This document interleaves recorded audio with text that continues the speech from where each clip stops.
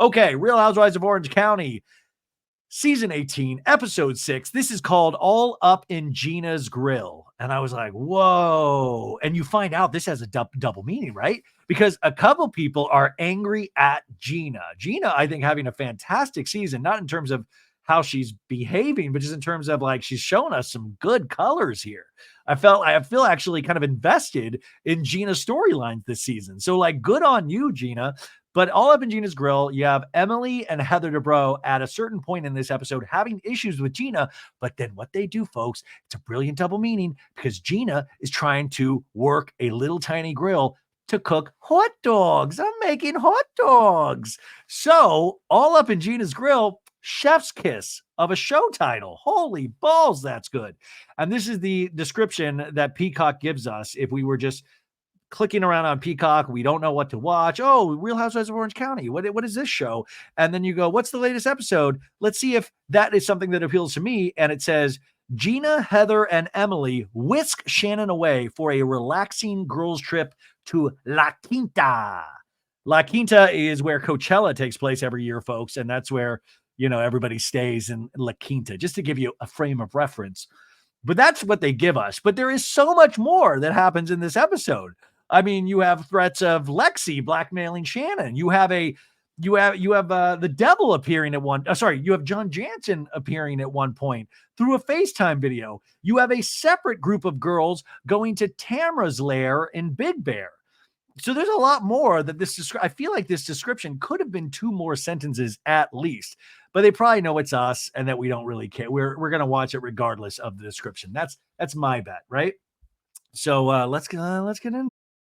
Okay, so the storylines that they show in like scenes previously on the previous episodes, we have the paparazzi storyline with Heather Dubrow, and this seems to be something that is, I feel like Katie's dropped it, but now Heather has taken it and she has personalized it so much. I still to this day, and maybe just because I'm not famous, don't know why it would be that big of a deal to call the paparazzi on yourself. I guess there's a little bit of embarrassment involved, but also you're on reality TV. That's a little bit of embarrassment just straight out of the gate. So Heather really seems to be clamping onto this. And then now Gina is potentially a bad friend to Heather for not alerting her. I mean, I'm still a little in the weeds with the back and forth because I just don't know if it's worth this kind of anger and resentment. So Gina's having to deal with that, but also she's, Katie now doesn't trust Gina either. You have obviously where we left off last week's episode with Shannon at that dinner behind the hidden bookshelf, where Alexis revealed about the $75,000. She has receipts, and Tamra went completely Looney Tunes and just started screaming, "You're an alcoholic, lie, lie, lie, lie, lie." And then Vicky Gunvalson became the voice of reason. Like when the hell, like what kind of bizarro universe am I living in when Vicky starts making complete sense to me? So you had that, and that's kind of where we're at in this season so far. So the show opens and Heather Dubrow is at this kind of knickknack store. I mean, at this point, Heather Dubrow should just open a knickknack store in her mansion or each of her mansions. But man, any of these knickknack stores, they gotta, like, when they see Heather coming, they're like, "Oh, we can afford our rent for the next year." She's just constantly at knickknack stores, like constantly like, "Oh, Valentine's Day is coming up. I've got to buy." Like I mean, it's got to be. I would love to see Heather Dubrow at like Comic-Con. Like, I just feel like she could buy a bunch of shit anywhere she goes. And I just imagine people are thrilled when she comes in because she's always like, "Oh, this is nice. Oh, I should get this for this person." She collects gifts to give when she's invited anywhere. It's not just champagne. She's very generous. Anyway, she's like, "I'm putting a little basket together for my kids because I think it's like Easter's coming up maybe." And then Heather sees a mini grill. She's like, "Oh, a mini grill. That's so cute." I mean, Heather's taste knows no bounds. I mean, she even sees a mini grill and she's excited. I mean, you would think at this point that wouldn't excite somebody of wealth, of that sort of reputation. But Heather's like, "Oh, a mini grill. Amazing. Need this mini grill." Emily Simpson comes in and they're tired because I guess last night was that big dinner where shit just went awry. Emily has slept in her makeup, which is like, this is why Emily is so relatable. Now, I don't wear makeup yet, but I would imagine if I was forced to wear makeup and I had to do something the next day that would require me to look okay, I'd sleep in my makeup too. I'm shocked girls take off their makeup. I don't even know why. What's the point? You just have to slap it all on the next day. Anyways, Heather is showing Emily things like, "Oh my god, look how cute this is. It's like little Easter bunnies. It's little Easter bunnies." And Emily's just like, I mean, waking up. She's probably a little hungover." Um, Emily goes, "Yeah, I wanna get some for my kids." It's gotta be hard shopping with Heather Dubrow as well because she knows she's just like, she's got the Brinks truck. She's like, "Bam, bam, bam, I can buy anything." Emily's like, "I'm still working on a budget here, you know? I got the rest of my life to think about." So they're doing a little prop comedy with all the knickknacks. And the night before. But then we go back because we're still talking about the makeup and all of that jazz. And Heather lets us know that she has her own skincare routine that has like 1,000 steps. And it's like, I wash my face. I use cell turnover, got my champagne lip cream, my eye cream. I have a neck cream, and then a little mist of La Mer. And then I'm on my way. And then they flash to Emily, who's waking up, and she's like, "Well, while I'm falling asleep in full glam, we're not the same." And they show her waking up, and she's just trying to like move her neck from side to side.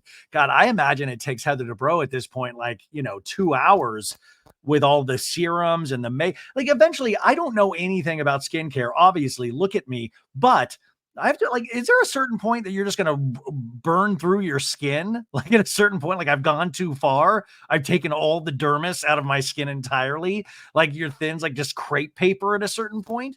I just feel like we're doing potentially too much to our skin.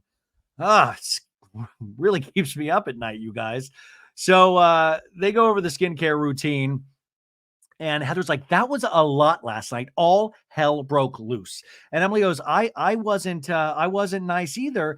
And Heather goes, "What was that with the Rolex with Jen and the things about the money?" And in my brain, I'm like trying to recall back last week's episode. I'm like, what are they talking about? And then I realized one of the great Bravo Housewives tricks that they do is they will film an entire dinner and then they'll save little aspects of that scene and they'll pop them out into the next two episodes. So that's what we're getting. We're getting like extra footage from that night.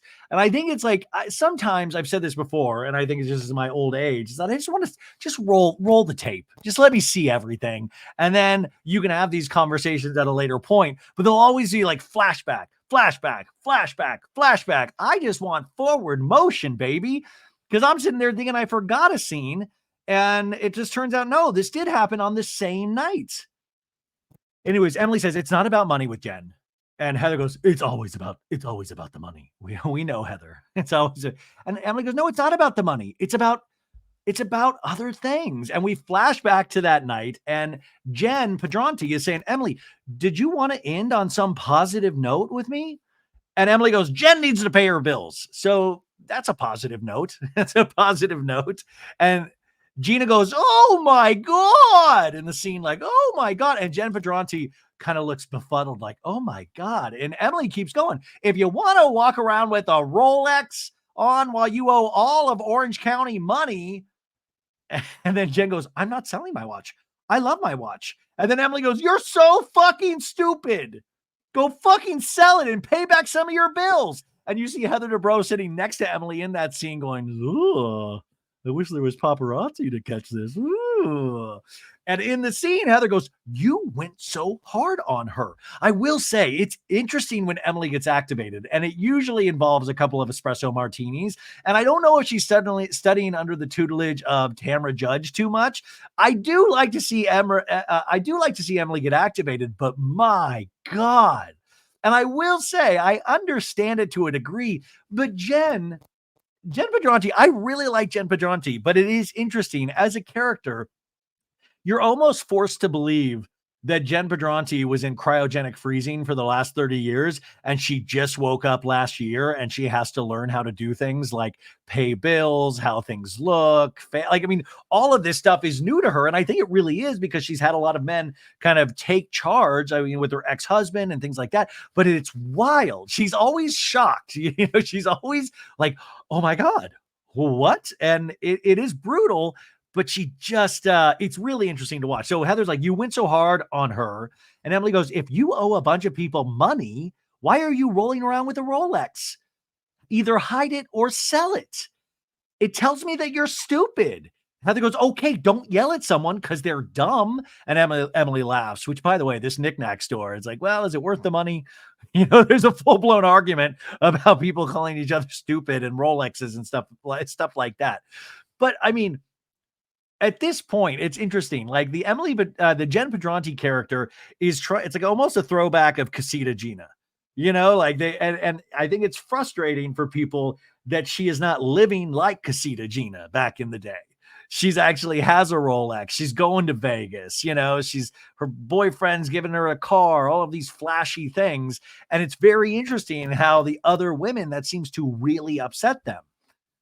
Okay, so we cut out of that scene and we cut to Jen Pedranti walking on the ocean. Tamara, of course, is taking selfies of herself. And they're just laughing. Oh, and so they take their shoes off and ground and be one with the earth. Jen says the beaches are a happy place. It's one of the reasons she lives in OC, and she feels like the outing exactly what we need. We need to come down a little bit. I don't think there's any coming down when you're doing a scene with Tamara. Like there's no connecting with the earth. There's no Earth Mother here. It's just insanity. There's going to be a dark conversation about to happen. We get into the Sandra conversation where Jen's like, "What do you feel about last night?" So we just had that scene with Heather and Emily. "How'd you feel about last night?" And now we're having that scene with Jen and Tamara. So Tamara's like, "That was a lot. That was a lot." Yeah, it was a lot. Because of you. But Jen, we're talking about we're talking about a whole new scene we didn't see last week because Pedranti's like, "I don't understand Emily saying like, go pay people back. Like, who do I owe money? What is that even insinuating? I owe a bunch of people money." I mean, listen, call me crazy. I think she does owe a bunch of people money, but I mean, I think that's what she was insinuating. I just thought the first topic of conversation would be Shannon and Tamara and Lexi and Vicky. Anyways, we now go back to the knickknack store and Emily keeps going. I mean, she moves into a house that she can't afford, Heather. You owe this woman 20 grand, 30 grand, whatever. You're rolling around in your car, not paying your car payment with a Rolex on. And Heather goes, "She's clearly not good with money." Emily admits in a talking head that she had way too many espresso martinis, shouldn't be screaming across the table, "Pay your bills."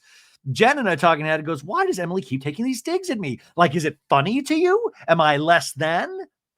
Back to Emily's talking head. She goes, "Also, the Rolex doesn't even work. I asked her what time it was, and she's like, 'Oh, I don't know. It's broken. It doesn't work.'" "What the fuck?" Emily says. "Listen, that's the whole point of a Rolex. You're just doing it so people know you have a Rolex. It is funny that it doesn't work, but I think that's a bigger message about the people in Orange County. It's all about surface, right? It's all about what you can show rather than something being actually useful in your life." Now, back to the Tamara scene. Tamara goes, "Have you tried to talk to Emily, Jen? Maybe she's going through something that we don't know about." And Jen Pedranti goes, "Yeah, well, I mean, maybe, uh, Katie and Gina came over the other day, and they were talking about the closeness between the two of you." And we do another flash. Sorry, it wasn't Katie and Gina. It was Shannon and Gina. So they said, "Oh, they came over and they were talking about the closeness between between Emily and Gina." And once again, we are now in another flashback of a new scene that's happened previously. It's another one of those little tricks where they like do little pieces of a scene that's been filmed before, and then they throw it in when you're going to have this overarching conversation at the beach. So Jen Pedranti is asking Gina about her relationship with Emily, and Gina's like, "Well, I feel like it's changed a little bit with Emily. It has changed. It's like her and Tamara do this thing where they're like, high five. Who could be a bigger bitch? I could be a bigger bitch. And that is not my friend.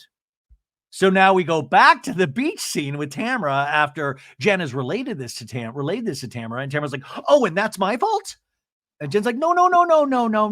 Gina was just saying that my best friend has changed. Tamara, yes, it is your fault. Tamara, yes. We're going to blame you for everything. So I do think that's interesting, that potential dynamic of Emily and Gina, who've been like glued to the hip for the last 5 seasons, them having like these new friendships in between them. It's a very convenient storyline, right?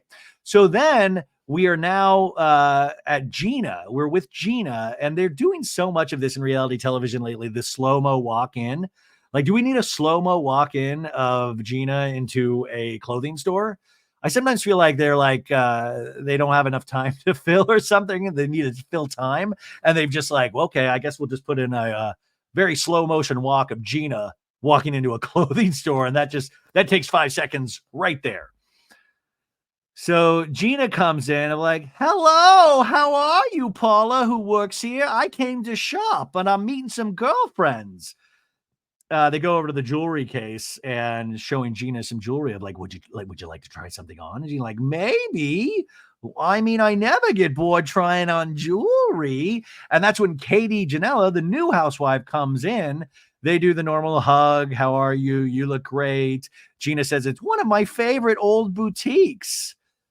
Katie says, I'm hungover this morning. I'm not going to lie. And Gina goes, you seem distant. I thought something was wrong with you. And Katie goes, I didn't want last night to be about the Heather and me thing.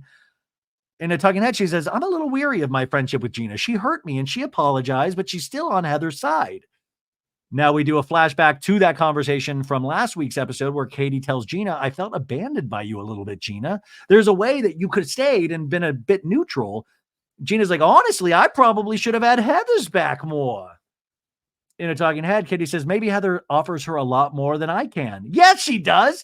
She took her on a private jet a couple seasons ago. Hell yes, that is way more to offer at this point. You got to get out your pocketbook, Katie. So Gina in this scene with Katie goes, well, she's definitely pissed at me. Heather, she's being cold and like distant, it's weird. And Katie rolls her eyes. And then we get a flashback to that dinner scene again on a scene that we didn't see. And it's them at the restaurant standing up. Gina and Heather are kind of in each other's faces. Espresso Martini Emily is like in between them. It's a really great, like the cinematography of the shot is amazing. And Heather is like, there is too much shit going on here right now, but we do need to have a conversation, Gina. Now we go back into present day and we're back in that Emily knickknack store scene with Heather. And Heather goes, I just need to tell Gina how fucking upset I am. How could she do that to me? I feel so fucking betrayed by her. In a talking head, Heather goes, why wouldn't Gina vet the information to make sure it's accurate? Which it's not. This is still about paparazzi. Gina's supposed to vet information? It's like Watergate all of a sudden. Like Gina should have gotten 3 sources. And now when Gina's talking to Gina's like, she let it become this thing in her brain that now she just cannot let go of. Then Dubrov's talking head, why? Back to Gina's talking head going, Heather's just fucking, Gina's go, Heather's just fucking sensitive, man. Which, by the way, Gina, Heather's going to see this. And now this talking head is going to be a storyline next season. It's a vicious circle, you guys. So Emily, talking Heather Dubrow down at the knickknack shop, says maybe she has so much going on with Travis right now that she, don't roll your eyes, Heather. Back to the Gina Katie shopping scene. Gina's like, I got a lot going on. I don't have time for her moments at the moment, Katie goes, I don't like that you're in that position, and Gina's like, oh, it's all right. I'm a big girl. I'm in real estate. I'm Gina. And Shannon kind of like clunkily walks in and Katie's like, oh, you snuck up on me. I didn't hear you coming. That's how you never hear Shannon coming. And Gina's like, I can't believe you're taller than me, Shannon. Look at you.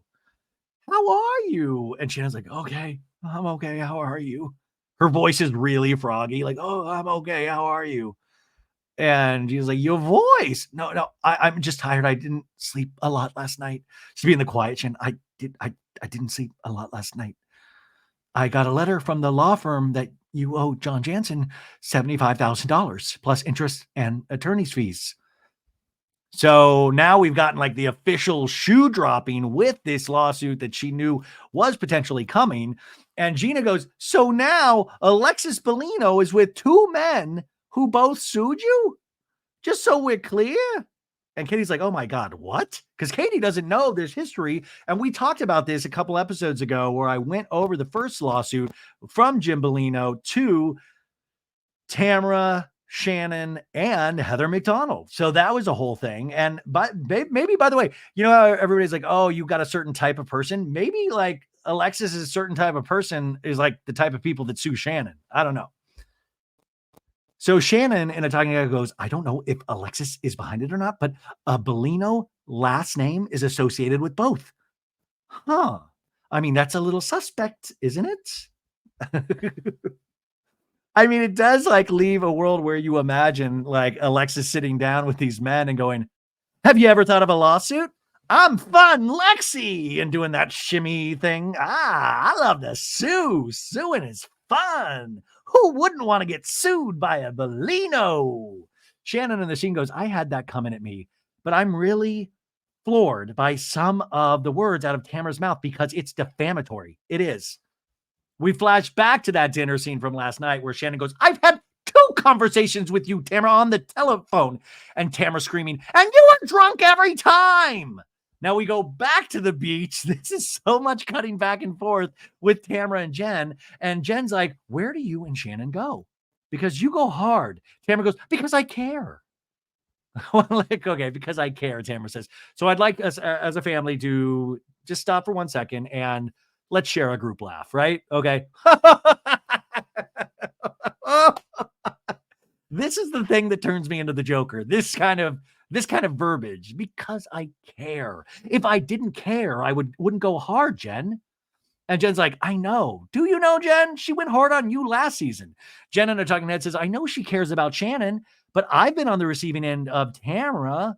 It's hard. And honestly, the harder Tamara goes, the further it's going to push Shannon away. It pushed me away at the time. So Tamara needs to work on that. Who's going to tell Tamara she needs to work on that? Tamara hears no one. And by the hey, Jen, I hate to, like, the end of the season, I know she doesn't like you again. So good luck. Good luck getting information. I say this every week. Tamara's best friend is the show. That's who she's loyal to. She is not going to stop going hard. So you guys need to have a better course of action. And if she's going to play it like a competition reality series, you got to play it like a competition reality series. At some point, Tamara's got to feel some sort of heat and answer for shit. I always wanted some of the reunions for them to have a super edit. The editors won't do it. So you guys, you housewives are going to be in charge of it, where you're like, Andy, could I have the floor for a second? And just show a super cut of every time Tamara has made one of these moves, thrown somebody under the bus, been a bad friend, and maybe it can be like some awakening in Tamara and go, you know what? Now that I'm seeing everything put together like that, I should work on that. Tamara in the scene says, I'm so angry because I really thought that was going to be a wake-up call. I thought that Shannon was going to get the help she needed, but instead she makes excuses. Okay, let's try to look at the reality of that, because I think she wants, in her head, like a dog with a bone, she thinks Shannon needs to go to rehab. So Shannon has been punished by the state of California, right? She can't go to Tijuana anymore. We found that out last week's episode. She has to have a breathalyzer on her car. She has all of these things. She's doing volunteer work as part of her, as part of this situation. She's doing all of these things, but that is not enough for Tamara.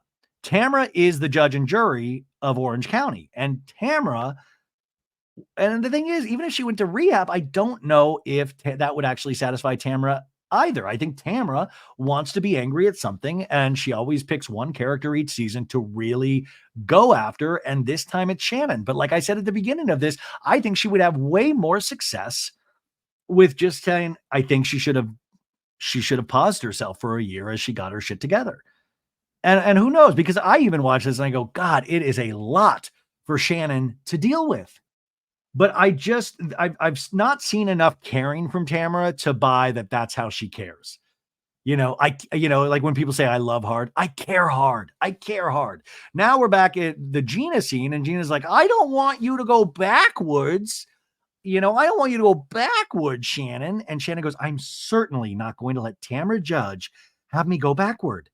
Good for you. Good, Shannon. Good. That's what I'm talking about. Don't be the victim. Stand up for yourself. Find out who you are. Back to Tamara. Tamara goes, she acts like such a victim all the time. I do want to point out, though, in this season, Shannon is not playing the victim card nearly as much as she could have. And in fact, Tamara has now put herself in a driver's seat where she's coming off as a victim of Shannon. And I think that's really interesting to pay attention to. Anyways, we do a split screen where Shannon goes, don't call me a victim. Don't. Tamara goes, there's a big difference with somebody drinking and having fun and somebody having an alcohol problem. But I can't talk about her anymore. I'm over it. And Jen's like, yeah, take a break. Take a break. We go back to Gina, and Gina's like, take a break, Shannon. You need a break, a real break. Okay. I have this listing for Elizabeth Vargas's house in La Quinta. I thought it would be fun if we all go out to La Quinta Thursday overnight. And Shannon goes, will Elizabeth be there too? Well, I think she'll be there, at least in the beginning. That was the deal we struck, that I could, she wanted to be back on television. Now, if you don't remember, Elizabeth Vargas was a one and done housewife a couple of seasons ago, very wealthy. She only was one season, and there was some things that she revealed that were very dramatic, and things that happened after she left that were very dramatic. But it is wild to come back on this show and, we find out that she has listed her La Quinta property with real estate queen Gina, which is almost a $9 million property. And I think, first off, that's being a great friend to Gina to allow her to do this, because it really does give her a little juice in the real estate world. But at the same time, knowing Housewives, you do wonder if this is some sort of undercover way to I'm still here. I'm still kicking. You guys want to shoot on my property? Can I come for the beginning part of it? Gina and Atagna goes, Elizabeth Vargas is a friend of mine, and she has decided to sell her home in La Quinta, which is stunningly amazing. And she decided to give me the sale. Gina, this is a great chance for me to take a getaway with the girls and check on the house. Sometimes I think Gina is a freshman in terms of being a real estate queen, because we've already seen the Jen Pedranti situation go down. But now, in some part of Gina's mind, if we were to believe the elements of this storyline, that Gina thinks, you know what? Let me bring these ladies that I've gotten buck wild crazy with in the past and potentially ruin the staging and all the hard work I put into this. To me, that didn't make tons of sense, but, to each their own. But this is one of my other favorite Housewives tropes, where they get to the scene where they talk about what happened the night before, whatever's happening, and then it's in lead up to an invite, let's go to La Quinta, or the other side going to Big Bear, Tamara's place in Big Bear. And I always wonder what the darkest scene, I'm trying to scan my memory for the darkest scene in Housewives history where that's happened, where somebody's died and they're at the funeral. It's well, by the way, we're going to Vegas. Who wants to go to Vegas? It always feels like the inopportune time, because they've just finished shit talking the night before. And in no person's reality would you be signing up to go away on an overnight trip after an insane night like they just had. But Katie can't go. She's going to Big Bear, Katie reveals, with Tamara. Gina's like, you're going to Tamara's house? And Shannon's like, oh, Tamara's taking people to Big Bear? And Katie's like, yeah. Well, I'm sure I'm assuming she'll take Alexis, Shannon says. I'm assuming she'll take Alexis. Of course she is. She wants to destroy you. Of course she's going to take Alexis. I'm shocked she didn't invite John Jansen. So back to Tamara telling Jen about the Big Bear, and Jen's like, what we do in Big Bear? And Tamara's like, we can plot Shannon's downfall. No, she says, drive up there, go sledding, go to a dinner, go to the village, go shopping. We'll do it all. And Jen's like, perfect. Are you picking up the tab on this? Now back to Emily and Heather. Emily says, Gina asked me if I would come to La Quinta, Heather. How about you come with us?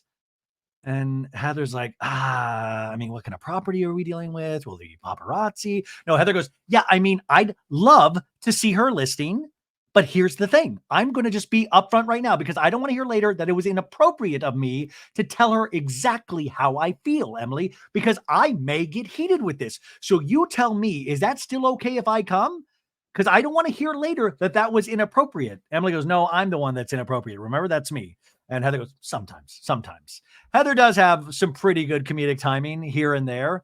I will say, though, part of me was like, if I was going to that La Quinta thing, if I was Gina, I would have called paparazzi to hit up the backyard, get photos of Heather Dubrow in an argument with Gina, and then accuse Heather of calling the paparazzi. I would have just kept like turning the screws on that paparazzi. So we now cut to the big day of everybody going to their separate locations because we can't even get our shit together. We are in separate overnight trips. Think about the insanity of it. What is this, Real Housewives of New Jersey?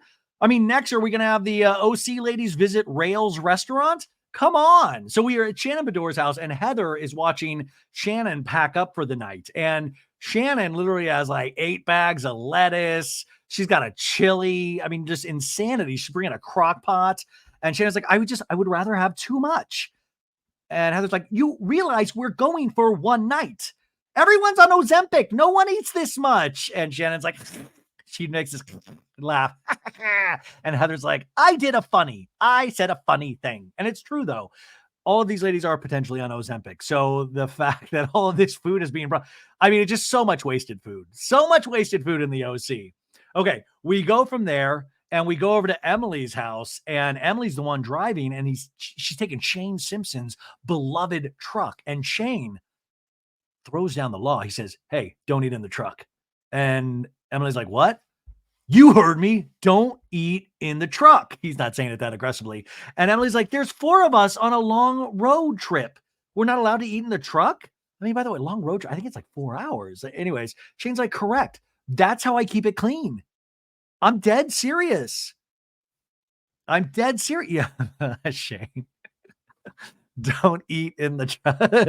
I don't know why that makes me laugh, but it makes me laugh because you also know Emily's not going to abide by it at all.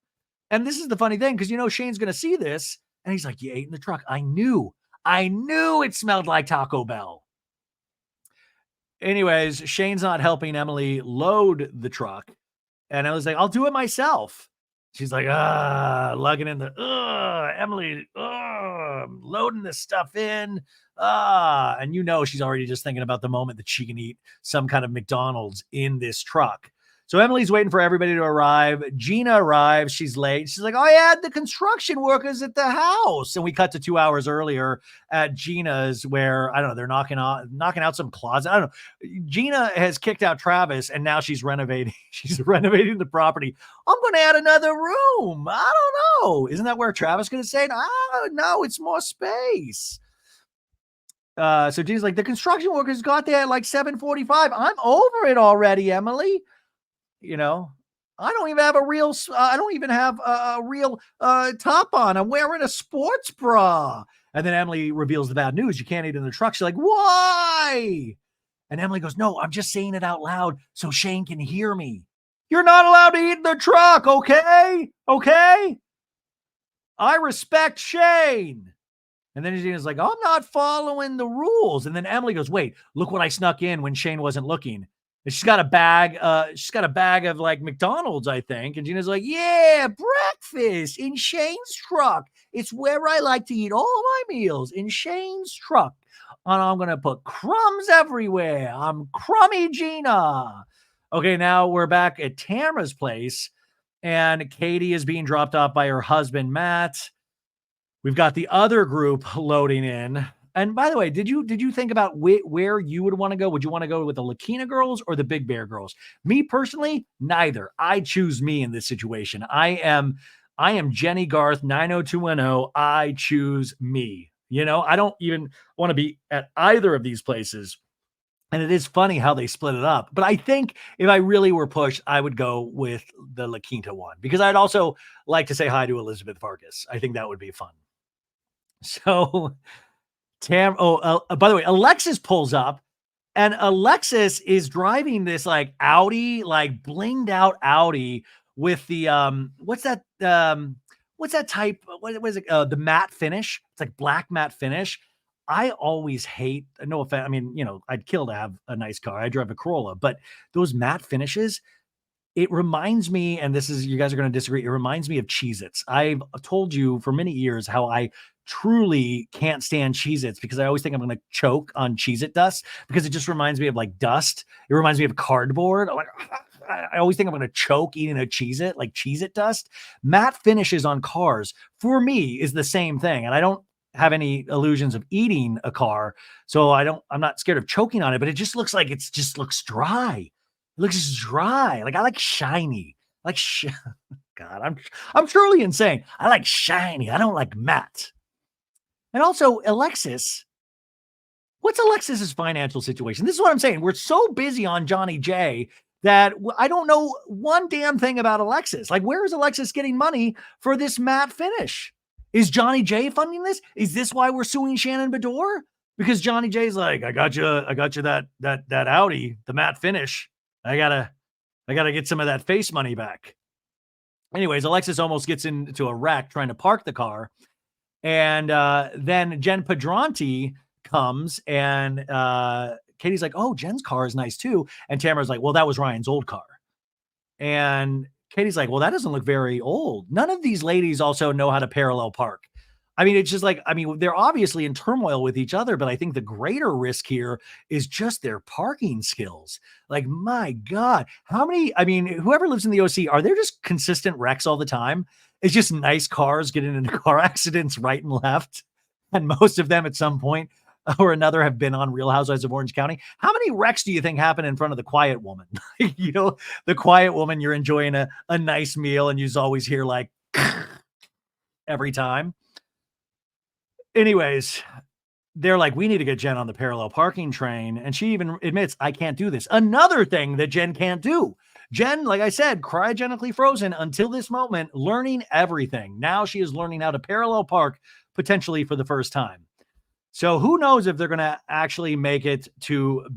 So now we see Emily try to parallel park Shane Simpson's car over at Shannon's, the truck. And I swear to God, part of me was like, oh, she's gonna hit a car right now. Like, Shane doesn't need to worry about food. That car is about to get in a wreck. So they go in and Heather's like, look at what Shannon's bringing. And Gina's like, you're bringing a crock pot? What? And Emily's like, I just got a lecture about no food in the truck. Oh my God, Shane's going to lose his fucking mind when he finds out there's a crock pot of chili coming. Also, I now kind of want to see a show where Heather Dubrow is forced to eat like crock pot chili. I know she's like, she's down with everybody, but at the same time, I think it would be kind of funny. Like, or one of those, the chili, you get a bag of Fritos and you put the chili and the cheese and the sour cream in the bag. And I would love to see Heather go to town on one of those, or just like take Heather to like a Carl's Jr. or something. So they're all freaking out, and Emily goes, I'm a mule for chili. And Heather lets us know, I brought a grill. And Gina's like, but there's a barbecue, and Emily's like, well, Gina likes her little grill. I don't want to, and Heather's like, I don't want to mess anything up at the house. I love that Heather is thinking more about the property than Gina is, the one that's selling the property. Like, I literally don't want to mess up the grill. Oh, I didn't even think about that. Maybe the little grill is the way to go, And then Gina's like, yeah, we are selling it. In a talking head, Gina's like, I'm really just hoping that Heather is going to grill hot dogs and not gross meat. So we get the grill in, we get the crock pot of chili. You got Heather Dubrow in the back. You got Gina, Emily, Shannon, and Gina's like, I'm very excited we're doing this, but I apologize in advance because I'm a little nervous about it. I put so much work into getting this house ready to take it to list. I don't want us ruining anything that I've worked hours to make perfect. Girl, you only worked hours? I worked hours on this podcast. I thought like weeks and months of work. Like, I worked a total of 30 minutes on this and I don't want anything going wrong. You see a shot of the back and Heather's just like, what? And Shannon's like, make me a bird so I can fly far, far away. Like, Shannon's just scared of whatever's going to hit her next, you know? And she's like, I don't think I really thought this through when I was like, let's go to La Quinta. Let's have a girls' weekend. Let's be fun. And then I was like, oh shit, bitch, you staged the house. I'm imagining like in your second and third years in the real estate game, that this is when those thoughts start coming in. When you're green like this, you don't think anything. And then Gina in the truck's like, that was a lot of chili and a lot of shit, Shannon. So now I'm a little concerned. Oh my God. I was just hoping that this night would end with Shannon with a big crock pot of chili on a couch. And she's like, oops, spilled like Kevin in The Office where he spills his chili. Like, oh, oops. It's a big chili stain.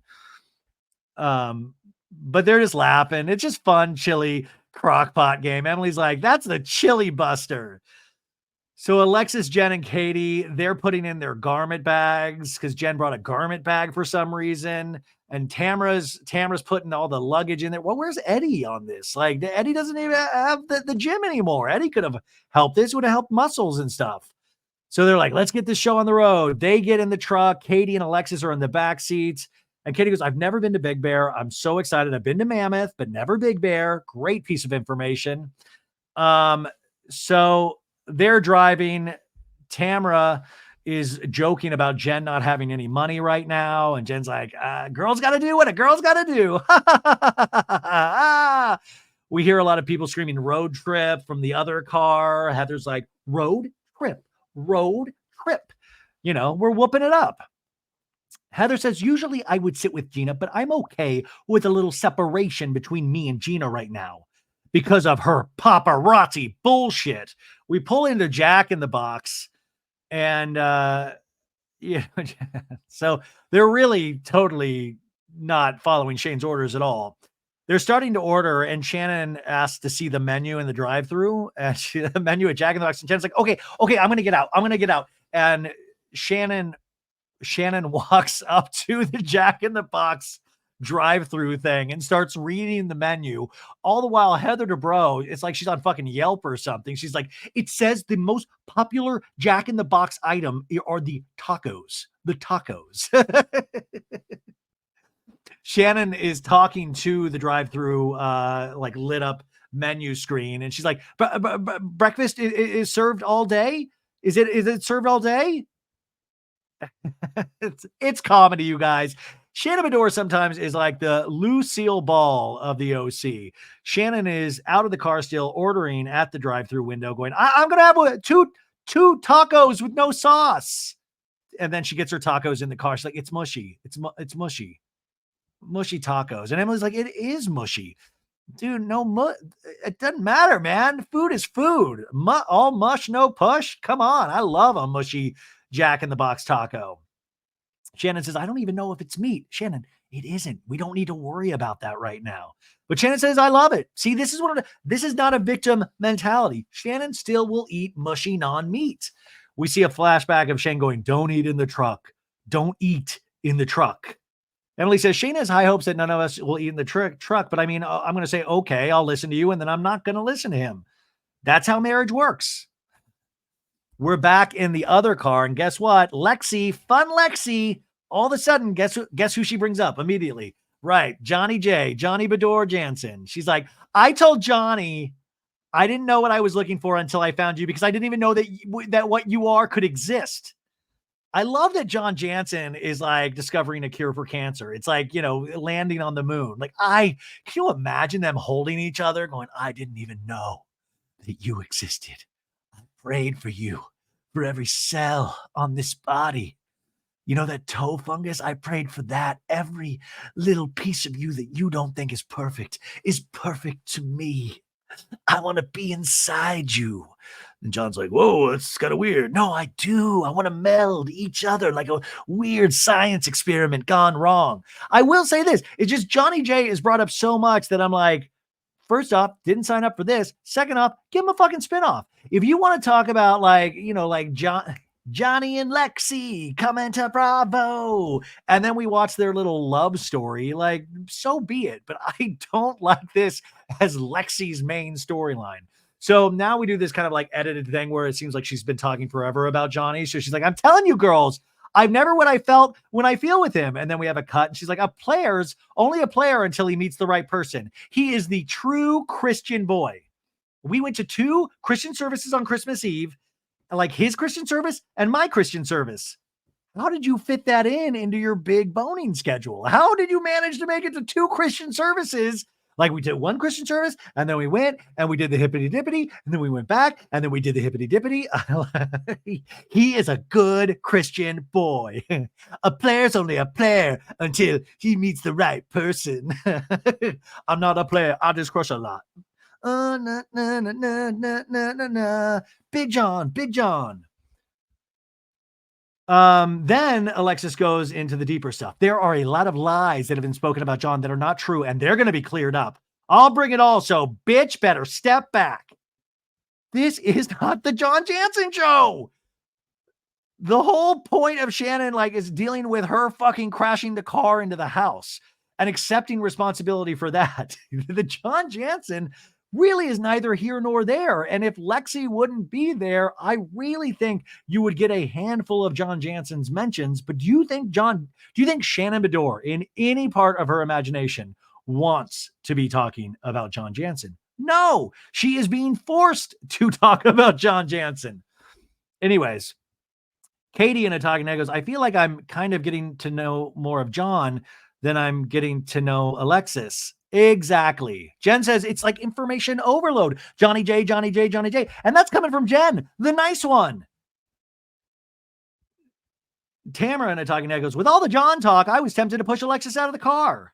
Oh, sure, Tamara. And then I would pick her up and hug her because she's trying to destroy Shannon like I am.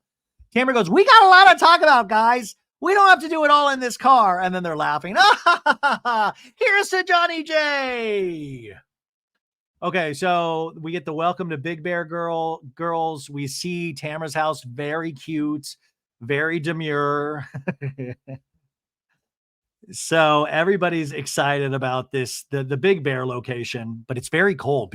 Ooh, it's very chilly. Nips out, nips freezing. They go in, everybody's like, how cute is this? They have a game room with a pool table. This is the house that Hate built, folks. This is it right here. She shows the girls the room. Katie's room looks really nice. Katie says, I think Tamara gave me the best room in the house because I'm new and she wanted to have my own space. And then Tamara and her talking head goes, no, it's because Jen doesn't talk and Alexis doesn't shut the fuck up. So they would just like balance each other out. We see Alexis and Jen's room. Tamara says this is the antique room. And the antique room, that means it has a lot of Tamara's Housewives moves in there because those are old. Sorry, you guys. I'm getting feisty. Tamara even has pajamas for these ladies. They're like these like bear, like furry, like, you know, those furry conventions where people love to get sexual with like people in costumes. It looks like those type of costumes that Tamara got for everybody. Then we see Tamara's bedroom. She's like, this is where all the action happens. And I'm like, no, that's in the bathroom. I'm taking sexy baths with Eddie Judge, making a cameraman film it. Remember that scene? I talk about it like every month. One of the scariest moments. I mean, throw out The Shining, throw out any of those, like The Conjuring, any of those scary movies. The scariest movie I've ever seen was that bathtub scene between Tamara and Eddie many seasons ago. And like I always say, has anybody talked to that cameraman? Because I feel like he hasn't been seen yet. Like he was like, I saw something no grown man should ever see in his life. I can't work for Bravo anymore. I can't. They forced me to watch them make love in a bathtub with candles lit and Chardonnay. Too much. It's not worth it. I'd rather go to Netflix. Anyways, we see a framed photo of Tamara and Eddie in their Harley Davidson gear. We see multiple framed photos of them in their superhero Harley Davidson outfits where they're like kissing each other and hugging. And, you know, I mean, the house does look pretty cool. I will say that. It would be great to have a vacation home, right? I think everybody would want that. But they're saying Tamara's very talented with all the decorating. And Tamara says when we bought the house, it had not been remodeled since the 80s. I personally took off all the wallpaper through the house, and we're seeing like the before and afters. We knocked down walls, we ripped out the kitchen, we renovated the entire downstairs. How about renovating your downstairs? No, that's Johnny J. I'm going to renovate your downstairs, Lexi. Anyways, Jen says, Tamara, what is this? And we see a big puddle of water on the dining room table, and we realize there's a leak. There's a leak in Tamara's ceiling. Karma's a bitch. You should have known better. That's God, Tamara, saying to back the F off. That leak is God taking a whiz. That's what that is right there. And Tamara's like, oh my God. This was all just redone. I've got to do another podcast now. So they put out something to catch the water, which is like the opposite of holy water at this point. Now we cut to commercial at this point. So now we pull up to Elizabeth Vargas's mansion in La Quinta, and immediately they're hit with Elizabeth's Bentley that's parked in the driveway, which is kind of like that case of like, see what you're missing? I got a mansion and a Bentley. Ha ha. Even Heather, it feels a little threatened, like, oh, fancy. And then Gina's like, yeah, I think she got that in the divorce. The other shoe drops. And Elizabeth comes out like, hi, cameras. Yeah, Gina, welcome to your house. It's like, oh my gosh, I know. We brought a crock pot of chili. What's going on? Anyways, Emily has to do a stretch. Gina says, I've known Elizabeth Vargas for a few years. She's kind of a hard-hearted, kind of kooky kind of gal. And we do a flashback of some Elizabeth's greatest hits, telling Gina that she can get the fat sucked out of her body because she has a good doctor. And they go into the house, and it really is just this gorgeous house. And Elizabeth says, oh, it's my 3-year remodel, and we're going to ruin it with chili. The kitchen is huge. And then Elizabeth is like, Shannon, wait till you see all the rest. And Shannon's like, I can't wait. There's 3 beautiful rooms. There's a master room that looks bigger than any place I've ever lived in. And then the pool outside is amazing as the sun is setting.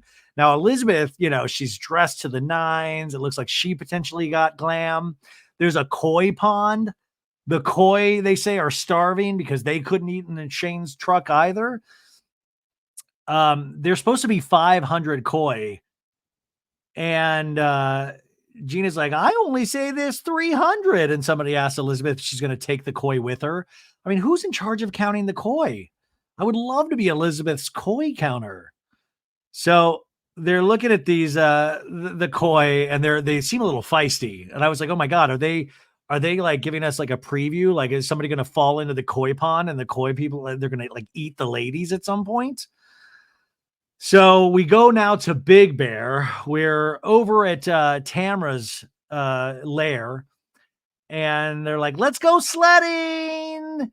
And I will say Jen Pedrante's in a very fancy outfit, which I get scared. Jen should like just dress in Old Navy for the rest of the season so she doesn't get picked on, Tamara says, I wouldn't take Jen skiing, only sledding, because she doesn't even know if her shoes are on the right feet. Katie says, yeah, should I blow out the candle before I leave? And I was like, oh God, that's all we need is like to burn down Tamara's property. Tamara would then join the reality reckoning with Bethany Frankel and Sue Bravo for everything they're worth. Alexis in a I'm choking. Alexis in a talking head's like, I'm excited to go tubing. I'm going to play in the snow and let's go have some fun. I'm Fun Lexi. I'm going to go down every hill. Light, laugh, and don't eat yellow snow. That's the new live, laugh, love. Don't eat yellow snow. That's it right there. God. Anyways, all the ladies have their big inner tubes at the top of the hill, and they just start sledding, you guys. Sledding like only Housewives. And I hate to pick on Alexis, but my God, I can't tell if this is her or if this is a version of her that she wants to show on television, because it's like she's never seen snow in her life. She's like, wee! Oh my God, I feel free. Oh, I got an extra run than you girls. It is so fun. I'm Fun Alexis. I'm having a good time. So fun. And even the girls, when she goes down the hill, they're like, does she talk too much? It seems like she talks a little much. So we just get a sliding sled montage. So at the La Quina house, we are unpacking Shane's truck, and Shannon is doing physical comedy. She's crawled into the bed of the truck, the covered bed of the truck. She's like, "Where's the cooler? Where is it?" I mean, it's the opposite of Alexis, where Alexis is like, "Ah, ha, ha," and Shannon's like, "Oh, I gotta find the cooler!" Ah, and then they're setting up everything, like the little grill next to the actual big grill. They're lighting like things outside, and Elizabeth Vargas and Gina are talking. And Elizabeth is like, "Hey, can I please stay for the entire?" No, she doesn't say that, but you can feel it. You can feel that energy of like, what if I just crashed on the couch of my own house? And Gina's like, "Honestly, thank you so much, Elizabeth. Shannon needed a little getaway." And Elizabeth is like, "Is she okay?" "Well, it's a lot, Yeah. And Elizabeth's like, "I'm glad she's here. She looks like she needs a break." She does. And inside the kitchen, Shannon has like brought utensils with her as well, and she's like spilling them everywhere. And Elizabeth tells Gina, "Just don't burn down the house." And Gina's like, "I won't. I will not. That would look horrible on my real estate reputation. I can't do it." Heather Dubrow and Emily are trying to light the brick charcoal for the little grill. And this feels dangerous. And I never thought I would see Heather Dubrow light charcoal briquettes. I can't even do this. Oh my God. One time, you guys, in the old days, obviously I know how to work an actual grill, but like one of these little tiny ones with the briquettes, I didn't know how you did it. I didn't know the briquettes like they store the heat. I thought you needed to get them fully like lit up like flames. And I just kept pouring lighter fluid on it and pouring lighter, and then it was an out of control fire. Almost had to call the fire department, and I didn't realize it. Just the briquettes carry the heat. You're not supposed to get like big flames. What a fucking idiot I am. You guys know that already. Anyways, Elizabeth just keeps saying, "Are you guys going to be okay if I leave you? You should probably stay, right?" And they're like, "No, we'll be fine. We're good. We're just going to be out here playing with the fire. No big deal. No big deal." Elizabeth's like, "Call me if you need anything. I'll be outside." So it's Housewives trying to light. How many Housewives does it take to? So now the ladies are in the kitchen, and Gina and Shannon have bought everybody these like girls trip, like little shirt sweater things to wear. Very cute. Guys don't do this kind of stuff. I wish, but they have like girls trip, and then they start making drinks, and they're making espresso martini, and like Heather spills it everywhere on like this like rug in the kitchen, and Gina has to like clean it up. So like this is like property value going downhill. I will say it seems like this group at this point is having more organic fun than the Big Bear crew. That's just my opinion. Anyways, in a talking head, Gina goes, "I feel like this is how you know that Heather's mad at you. She spills things." And Heather's like, "Everyone just calm down. I will buy a new mansion if I need to. It's like fucking Cinderella on vacation. I'm scrubbing the floors." Gina's like, "This just feels personal. Like, do you want to murder me, bitch?" Anyways, Heather has cleaned up the entire rug. Everything's fine. Crisis averted, right? Now, Emily, she spills an espresso martini. She does it again. Yeah, at this point, I'm just waiting for Shannon to take a dump on the linoleum. Like it's now on the like doors, like the espresso martini is, and she's like, "Oh, seriously, what are we doing? Why did I decide this was a good idea? Your brains, they were telling you, don't take those bitches to La Quinta. You know what I'm seeing right now, ladies? My commission check. Cha-cha, cha-cha, cha-cha, as the prices they put up on the screen go lower and lower. Then Shannon picks up a cutting board and she's like, "Is this mold? That's all we need. Mold. Mold." Shannon's like, "Is Shannon able to recognize mold like that?" She's been with John Jansen. Anyways, Gina's like, "Say it louder, Shannon. Say it louder. Say that the house has mold." Oh, God, what else can we point out that's wrong or broken? All of you ladies. Shannon goes, "This is $8 million mold, girls. That's what this is." But they're all laughing. They're having a good time. Emily's already on her like second espresso martini. Okay, now we're back at Tamara's Big Bear, and they're getting into the Jack Daniels. We see fun Lexi in the bedroom doing her hair, like brushing intensely. We find out Alexis wants vodka, and Tamara goes, "She's not going to enjoy it. So let's give her the Kirkland one. Let's give her the Costco vodka. Let's not give her the good Grey Goose." Which I'm down with that. Also, That Costco vodka is it's not bad from what I remember. They call for Alexis, but she's just really getting all done up. She's looking at herself in little like mirrors. And they're like, "Are you wearing a hat?" And Lexi's like, "Not the whole night. No." And they're like, Tamara's like, "You're going to freeze your ass off," because she comes in this skimpy outfit. And she's like, "Do you want me to put a sweater on?" "I have a sweater. I'm fun, Lexi. I'll have a sweater on. I can put a sweater on. A sweater? Are you kidding me? Johnny J got me a sweater. I'll put a sweater on like that." And then she goes, "Girls, I need a consensus here. Should I put my sweater on? Where are the girls?" She walks right past the girls. The girls are right there. And she walks past them like she just can't. She's blinded by love. All she sees is Johnny J's dong at this point. Anyways, Jen and Katie are like, "Oh yeah, we're in camouflage. You walked right past us." And Tamara and Talking Ned says, "Maybe Johnny J can get you some LASIK surgery." I wouldn't take Johnny J up on that LASIK, because if things don't work out, he'll sue you. He will sue you for that LASIK surgery. And then Tamara and the Talking Head goes, "I hear he's good at paying for facelifts too." That's me. Snarky Talking Head. Anyways, this is the point, and I just want everybody to just hold on, okay? Hold on. I know we're having a good time. We're spilling things over at La Quinta, but something really bad's about to happen, because Alexis says, "Let me call John real quick." And we hear a dial tone. I'm getting goose pimples all over my body, just even talking. It's like, oh, just like, oh, shivers. And Alexis is calling him FaceTime, and we hear when he, picks up, and Alexis is like, "Hi. Hi." He's like, "Hi, sweetheart. How you doing?" "How are you, John? Oh, I've been waiting to hear your voice all day. How are you feeling?"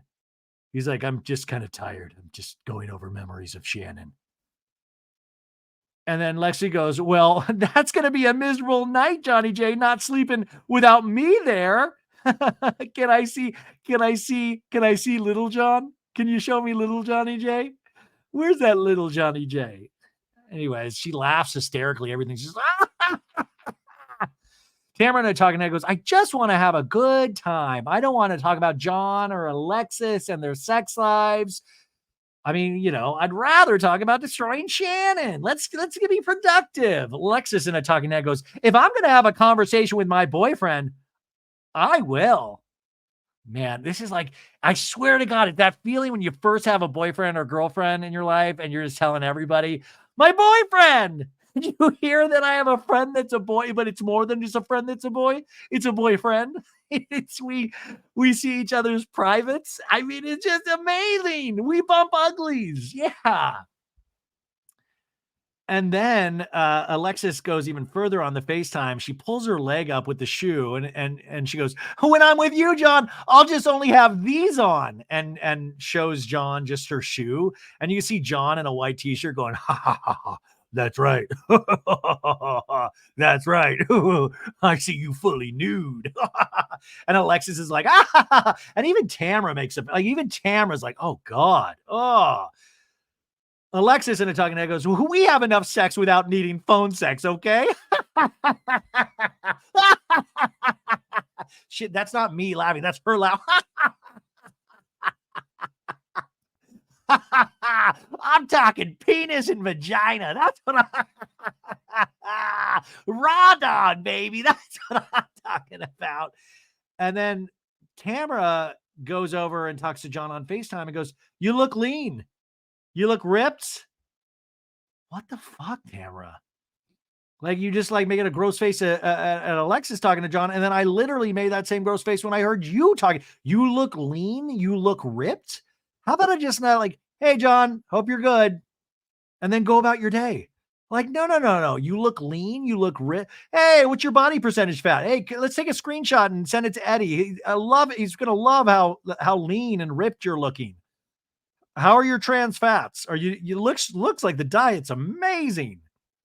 Tamara and a talking head goes, "John looks happy. He looks like the weight's been lifted off his shoulders, about 150 pounds of it." Tamara, why?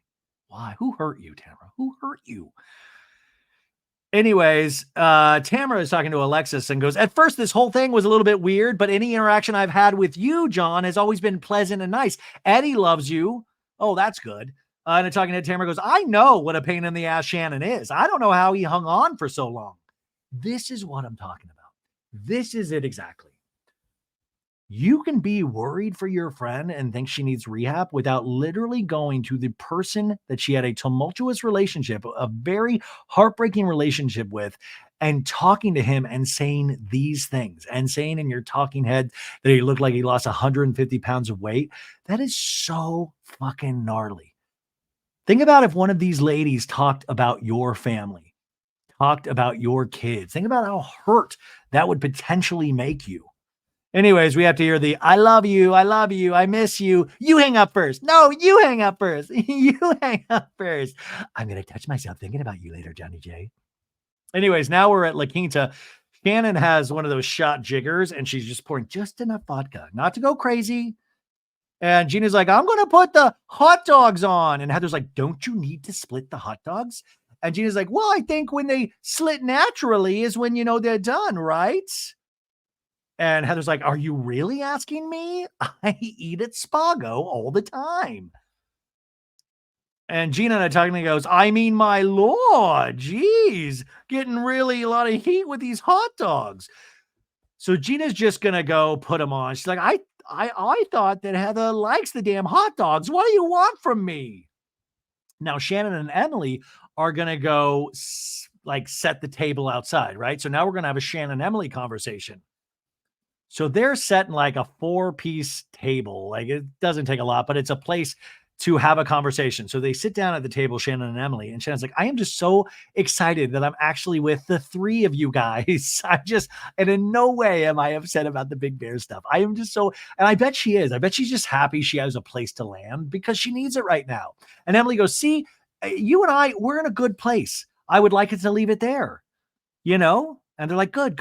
And Shannon's like, I mean, I don't want to stir up problems, but I saw Katie and Gina the day after the dinner, and we went shopping, and Gina and Katie were saying that they thought that you were upset or angry. And we flash back to that scene at the shopping that we started the episode with. And Gina's like, I know that Emily's gotten aggressive when she's been poked, but lately this is different. I see her just being out of character aggressive.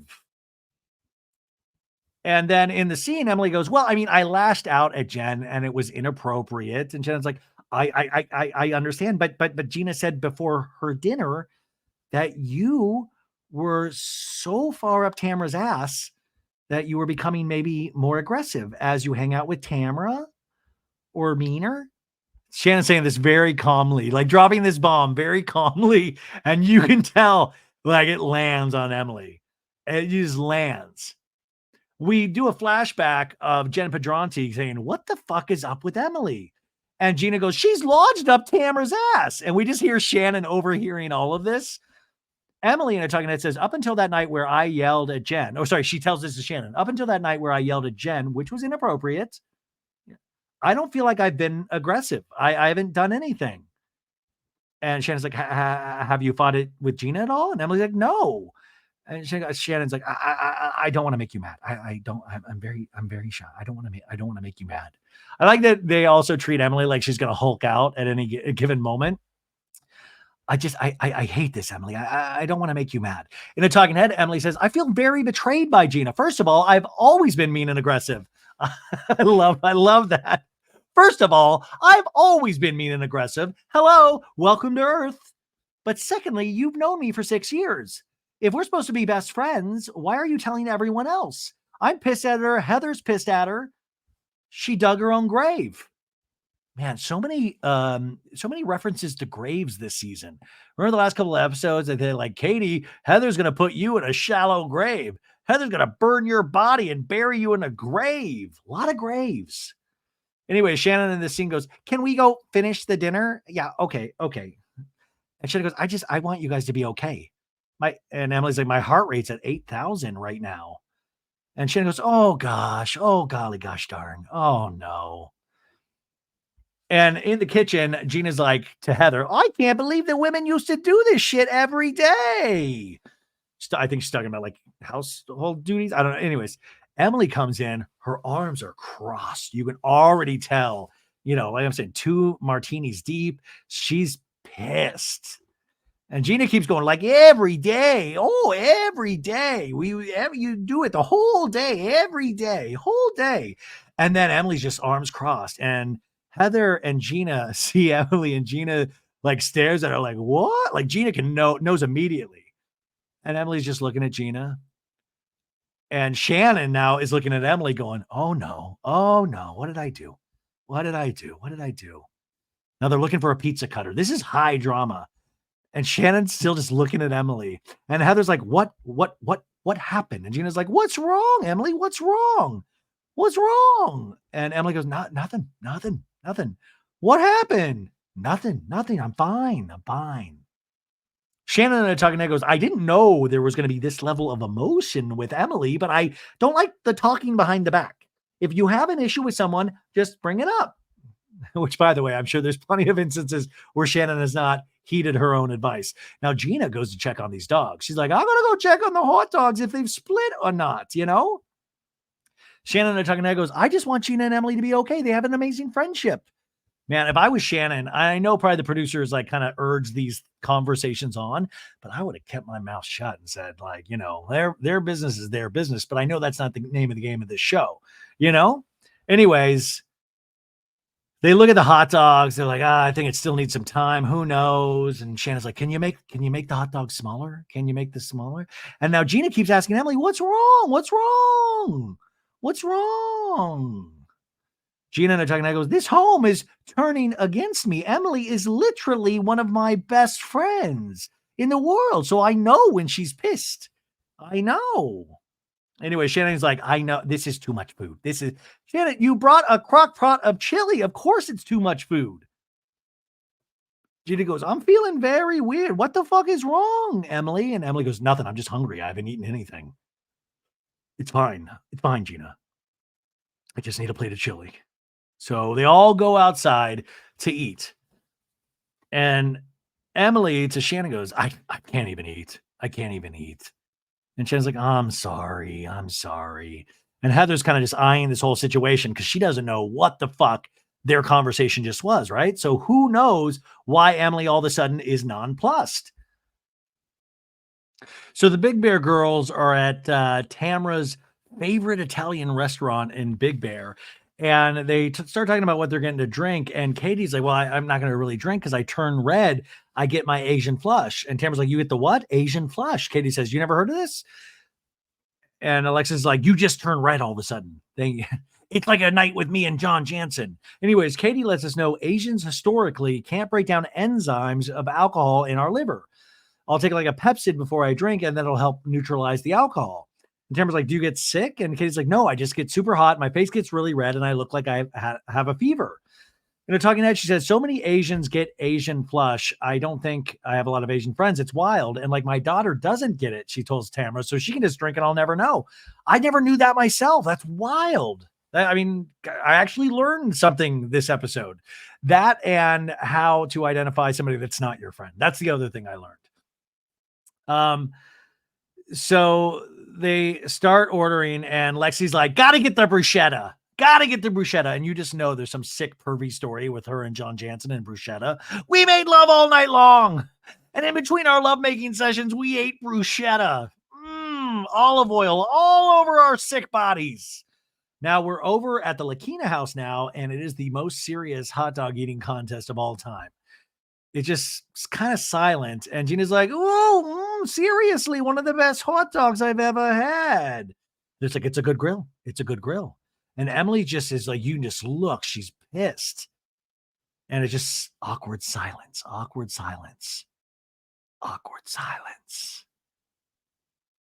Emily now has moved on to champagne from the espresso martini, I'd like to point out. More awkward silence. And Gina goes, did you lose your steam, Emily? Emily goes, I don't think so.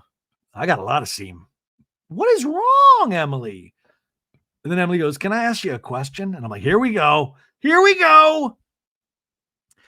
Well, Gina, the night you had your dinner, I was aggressive towards Jen. Yeah. But you said, Gina, before that night that I'm mean, that I've changed, and that you don't even recognize who I am. I didn't say that. And Shannon goes, she didn't say that. I've never said that. What? No. And Shannon's like, she said you changed. No, I didn't. I got offended. And then Heather goes, no, Gina's changed. And Gina's like, wait, Heather, you think I've changed? Heather goes, yeah. Emily goes, she was all about Katie. Katie was great. She wanted to bring Katie into this friend group. And Heather's like, yeah. So now it's like a pile on Gina. And it was like, she loved Katie. Then you had a conversation with Heather, and then you were ready to throw Katie out the door, Gina. Emily now just throwing Gina under the bus. We flash back to a scene with Gina where Gina's going, this fucking girl that I thought was my friend that I've known for 10 minutes is now attacking my other friend that I've known for years in a FaceTime call with Emily. Now, if that's the way it is, then fucking goodbye, Katie. Fucking goodbye. Because I'm not going to do this. Now, in this scene in La Quinta, Gina's like, well, I was disappointed. Heather goes, how could you be disappointed with her? You knew what she was doing. Yeah, but Heather, I promise you, I thought she was a genuine good girl. Heather goes, but I'm your friend for years. You don't know this girl from Adam, and you meet her, and she gives you this bullshit information about me.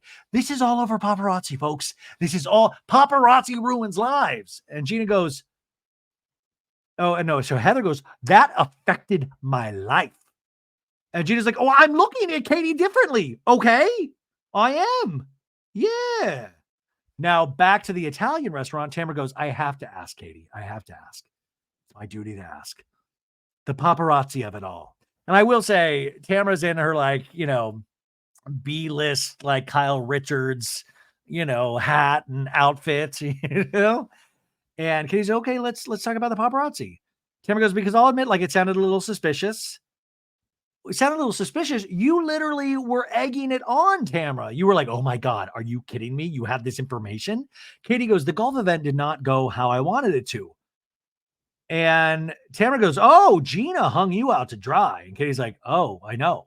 2 nights before I went to Gina's house, Tamara, we were trying on the golf clothes like everyone, right? And she was like, look, I don't agree with everything you think, but this is your truth. These are your feelings. I feel like you need to talk to Heather or I will. Wait, okay. But isn't that what Gina should have done? Like, you have your feelings, but you better tell her, because if not, I will. Isn't Gina being a good friend to Heather in that situation? This is where I'm starting to get confused at. And now here's Tamara working her little devil magic. And Tamara's like, well, Gina hyped you up in that situation. Hyped you up? Do you feel that Gina hyped you up in that situation? Do you feel that, Katie? Do you feel that? And Katie's like, in the moment, no. But I looked over at Gina defending her, and Heather goes, all of us agree this is not true, or whatever she said. And Gina was like, yeah. And we flash back to the golf event, and Jen Pedrante's like saying all that bullshit came up. Every one of us were like, it was a joke. Heather goes, thank you for saying that, Jen. I wasn't worried about it. And we see Gina go, yeah. And Katie in this scene goes, I was boggled. Tamara in a talking head goes, I definitely question Gina's motives. She knows that Heather would not be happy about this. Okay, questioning motives, I know Heather would be upset about this. So you're saying, Tamara, that a friend should be a good friend and not reveal information or encourage information. And it just feels where it almost highlights you being oddly lacking as a friend because you revel in drama. You revel in trauma. You say you're a good friend, but you don't usually back it up. So that's why it's wild for Tamara to be the reliable narrator in this of judge and jury, the one that has some sort of moral high ground in these situations. Weird. Anyways, we have a flashback to Heather talking to Tamara and going, do you not remember Gina, at the reunion and saying to Shannon about the CPS thing? Do you remember that? Hurts my children, Shannon. And we flash back to that where Gina's going, my children. Well, guess what? Fake information hurts my children too. Aren't my children important? Okay. I mean, CPS and paparazzi, I hate to say this, apples and oranges. CPS being called and the paparazzi being called, really different ball games there, right? Anyways, Tamara goes, I think she knew what she was doing. Maybe she secretly doesn't like Heather. I imagine in these moments in the talking head, Shannon's kind of like with the like producers, like, you want something? I'm ready to give you something. I'm going to give you all. And she seems so self-satisfied after she says these really cruel things that she knows is not true. Because she knows that Gina she knows that Gina likes Heather. She knows that. She knows that Gina will worry for years about this. Okay, now back at La Quinta, Heather is still going in on Gina, going, I remember you sitting with Shannon and saying, okay, you made up this bullshit about my family and it affects my children. Shannon, my children, you know that this is bullshit.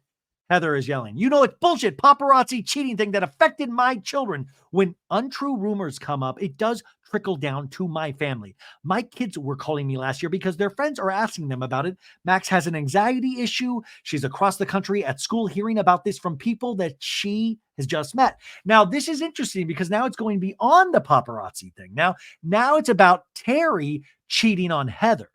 That's the rumor now that is getting brought into this when it's always been masked as the paparazzi thing. Now, this is something to worry about, right?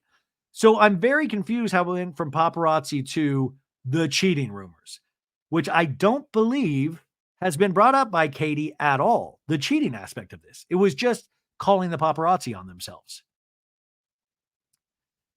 Anyways, Gina and I talking going, Shannon making up a rumor about CPS and my children is not comparable. Exactly, Gina. Exactly.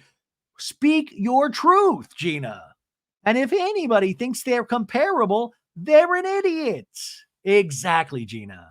So Heather's still going in on Gina. You think that doesn't affect my children? And Gina goes, you don't trust me. That's what the issue is. Am I perfect? No. But am I allowed to make mistakes? Never. I'm never allowed to make mistakes. And Heather goes, that's bullshit. Well, that's how I feel. Good for you, Gina. Stand your ground.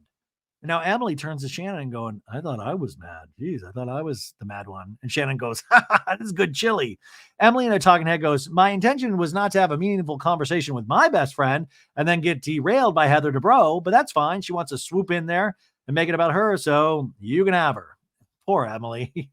Heather still schooling Gina. There's a difference between making a mistake in judgment in a moment where Gina goes, but that's what I did. No, it went on forever. I made a mistake in judgment in the moment. It didn't. It went on for less than 24 hours. And then Emily pops in and goes, no. Katie said she called. It wasn't 10 minutes later. She said she called like months later. So Emily throwing Gina under the bus, and we get a flashback where Katie is talking to Emily going, she told you girls apparently that she called me 10 minutes later and said, don't say it, don't say it. That's not what happened. And Emily's like, you're saying it was months later. And Katie's like, yeah. And Gina's like, in this scene goes, that's bullshit. We gotta stop with these whip flashbacks. I'm like, what? And if you had all this information, can't we just tell the story in a linear fashion? I'm getting old here. I'm a grumpy old man. Anyways, Gina's like, no, that's bullshit. I called her the next day. And Heather's like, no, that's important. No, you told me you called her 10 minutes later. And we flash back to that scene last week at Valentine's Day where Gina's telling Heather, 10 minutes, and I called her.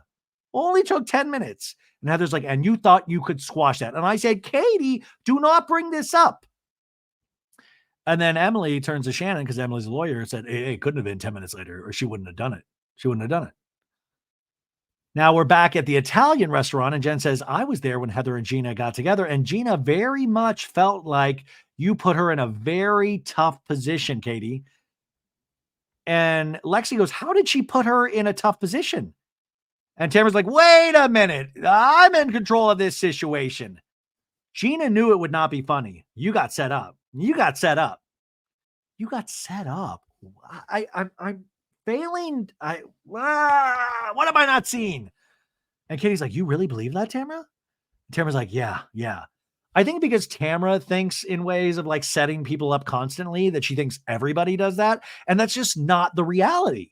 Katie in the talking head goes, I can't actually figure out what Gina's motivation was exactly for wanting me to talk about this, but Tamara's thoughts on it are pretty convincing. Yeah, Tamara's really good at this. Is Tamara's bread and butter. She's really, really good at this. Because if you really search your soul, yeah, I'll say it, soul, you'll realize it doesn't make a lot of sense. But when somebody is in your face making you believe, you gotta believe it. Anyways, now back to La Quinta. Heather goes, so who's lying? You or Katie? Well, I'm not lying. Have I ever lied to you before? Heather goes, how do I know? I called that girl up and I said, do not do this. And I don't care what Katie says. You're going to believe that girl over me? And then Heather goes, you believed her over me. What are we doing here, folks? What are we doing here? I feel betrayed by you, Gina, and I'm having a really hard time. Heather starts tearing up, folks. Actual tears. Heather continues saying, I feel stabbed in the fucking back. And the tears. And this is when I started like realizing it's like, oh my God, this has to be way more than just paparazzi.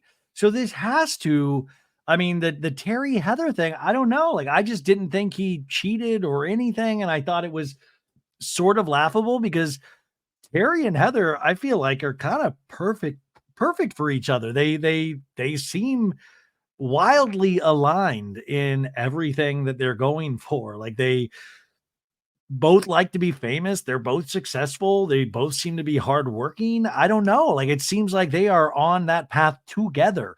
But like, her reaction right here is like, whoa, this has to be way more than just paparazzi. Gina goes, I understand that you're hurt. I get it that you're not going to get over, and that's fine. But I need you to know that I'm really your friend. I made a mistake. By the way, they have a shot of Emily and she has prayer hands and she's just shaking her head like, yes. I can't tell if she's like just too tipsy or if she's like about to fall asleep. And Gina's like, I did trust someone that perhaps I shouldn't have trusted. And now I'm trying to sort that out. In a talking head, she says, I know why Katie has a different timeline. It's because she's lying. Katie and her talking head goes, why would I come into this group just lying? And Gina goes, I don't know if it was 10 minutes or 2 days. Gina said, no, Katie says it was not 10 minutes. It was not 1 day. It was not even 2 days. But I know it wasn't a month. Katie goes, it was weeks. I love it. Katie goes, and I have receipt. And it's just the paparazzi guy again of like, was it 10 days or 2 weeks? And the guy just says, yes. Gina continues, I'm not Alexis. I don't bring bank statements, you know? God, this is a tough one, you guys, because I really am liking Gina this season. I don't know. Like, I almost want to think maybe there's like a forgetfulness here, maybe at play. But every time Katie talks, this is why I think the comparison to Katie and Anne-Marie Wiley from Beverly Hills is unfair, because Anne-Marie got into it like kind of every episode, it felt like, with the esophagus issue. And Katie, like, Tamara's the one that brought it up to Katie in this scene. Katie wasn't bringing it up like, hey, let's talk about the paparazzi again. So it's like weird that she's kind of being positioned as somebody that won't let this thing go when everybody else is continually not letting this thing go. So back at the Italian restaurant, Tamara's like, okay, let's move on. Let's move on. Tonight, we are going to start your OnlyFans, Jen, because you need money. You need money. And then Jen's like, I can't eat this pasta because I'll have to get naked later. Check, please. LOL. Back in La Quinta, Heather goes, tell you what, I'm going to believe you and I'm going to give you the benefit of the doubt and I'm going to try and move past this. In a talking head, Heather goes, I don't really need the big apology. I need the actions. So there's no point in going over this again and again and again. I'm just going to have to wait and see what happens. And I never want to hear the word paparazzi again, ever. Oh God, please let that be the case. Please let that be the case. So Heather tells Gina, I'll move on, but I'm not going to forget it so fast. And Gina goes, I'm pissing everybody off. And Emily just shakes her head, yes. And Shannon goes, you're not upsetting me. And then Gina looks at Shannon and goes, that's phenomenal. It is. My, have the tables turned.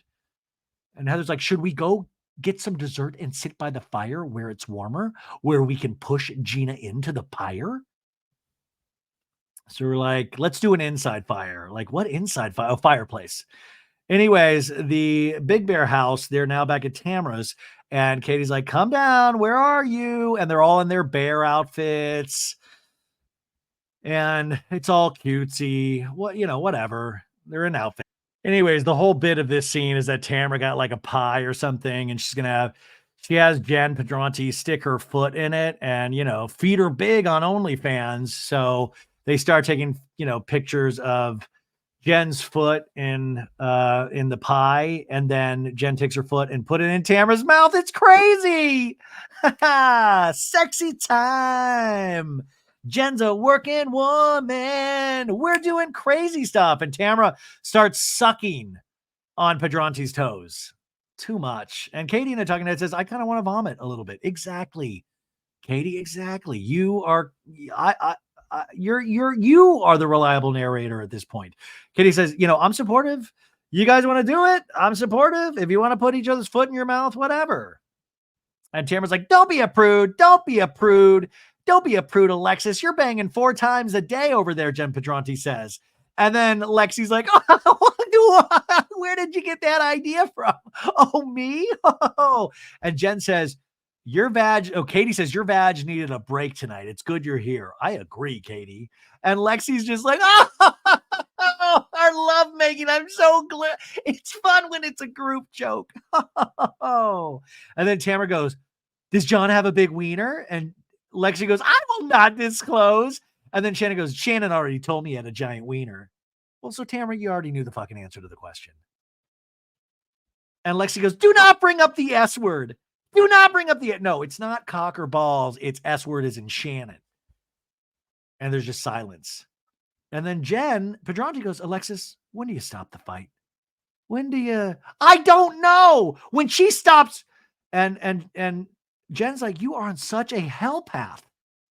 Lexi goes, if she wasn't still going around making lies about him, I wouldn't be on a hell path. In a talking head, she goes, I get really worked up about John because the man is nothing but kind, generous, loving, caring, and unfortunately, Shannon has ruined John's reputation throughout the community. What community? He's still allowed in the Quiet Woman, obviously. That's where you met. What community is John Jansen ruined from? This is not the Real Housewives of John Jansen. The Real Housewives of Orange County. You are currently ruining his reputation. Have you ever thought about that? This is the negative attention. Like, I've thought more about John Jansen this past couple of weeks than I have in like a year and a half. You are a glaring light on John Jansen. Like, truly. You could have left it alone, and it would have been a season about focusing on Shannon and her car accident with Tamara trying to tell her to go to rehab. You have brought in the John Jansen storyline, and I got to tell you, if it keeps going like this, it's not going well. It is not helping his so-called reputation. And once again, it just brings up the point how ridiculous it is that he agreed. I mean, the first off that you guys were dating, it still is a little kooky, but you even chose to go back on this show because John Jansen let you go back on this show to save his reputation? Like, it makes no logistical sense at all. Anyways, Alexis tells the girls, John has not a bad bone in his body. There's only one bone going in one body, you know what I'm saying? And she goes, I am so over John being abused. I'm so over him being lied about. If the girls actually gave John a chance, she says in a talking head, they would see the man that I see. Now, she says, my mom recently passed away, and John has been the only one that has been by my side. And she starts crying in the talking head. Jen says, do you think you'll stop her? And then Alexis goes, do I need to pull out the videos? And she has her phone in her hand because Johnny's ready to talk. So yeah, I will stop her. Johnny's ready to talk. What is the fucking FBI? It's like, Johnny's ready. Oh my God. Johnny's a whistleblower. He's ready to talk. What? That Shannon overdrank? That they had a bad relationship? It takes two to tango. And they obviously were in a toxic relationship. The both of them. And Alexis, you should be proud that it's not toxic with you. And maybe that means you're more meant to be than him and Shannon were. Isn't that the victory? Isn't that the rebuilding of Johnny J's character in the OC community? But then Tamara's laying back there and is like, what do you mean by that? Videos of what? And then Alexis goes, a lot. It'll ruin her life. It'll ruin her life. And this is when Tamara says he has videos of her the night of her DUI. So how does Tamara know all this stuff already? Weird. And Jen goes, oh. Lexi and a talking head goes, the videos are definitely horrific. Once I saw them, I couldn't go back. It's just like that movie, The Ring. Once you see it, you got 7 days. But Lexus goes, I couldn't go back to feeling the same about her. So you're telling me you were banging Johnny J, but you felt great about Shannon. But then you got to a point in your relationship where Johnny J was like, can I share this Ring camera footage with you? I feel close to you. And then you were like, oh, I love Shannon. Now I feel differently. I feel differently now. Oh, anyways, Alexis in the scene goes, she has now pushed us to the point where if she doesn't stop lying, where are the lies? Can we get some specific lies? Because it feels like you are talking about it, not her. So if she doesn't stop lying, Tamara goes, he'll expose it. And Jen goes, Alexis, why are we even going there? What do these videos matter? Why does anybody need to see them? Does anybody take into account what this will do to Shannon or her family? In my opinion, it's wrong. She says that on a talking head. And then Alexis in the scene goes, it's 10 times worse than you can actually imagine. Is it nude? Are they playing Russian roulette?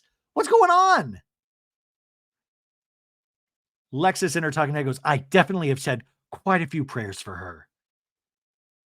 So sanctimonious bullshit, you guys. It makes me so angry. And I want to, give Alexis a chance. Anyways, we got next time on The Real Housewives of Orange County. We have the girls still in Big Bear and the girls still in La Quinta. We see Emily and Gina fighting. And Gina like, you and Tamara are talking about, I'm an asshole. No, I'm a bigger asshole. And then Emily's like, oh, Heather says, get on your knees. And you're like, okay, Heather. And then we have a scene with Katie to Emily saying, John said all gloves are off and they're going to release these videos. And then we see Shannon bawling in Emily's warm embrace. And then we see a scene of Shannon and Tamara going, you have been nothing but defaming me. And then Tamara, being a Tamara, says, have I drove my car into a house? And Shannon goes, okay, I got to walk away. And she gets up. Exactly. And then Tamara goes, oh my God. Oh my God. Guys. Oh, okay. We got through it. We did it. I know I'm way too invested. It's what I do.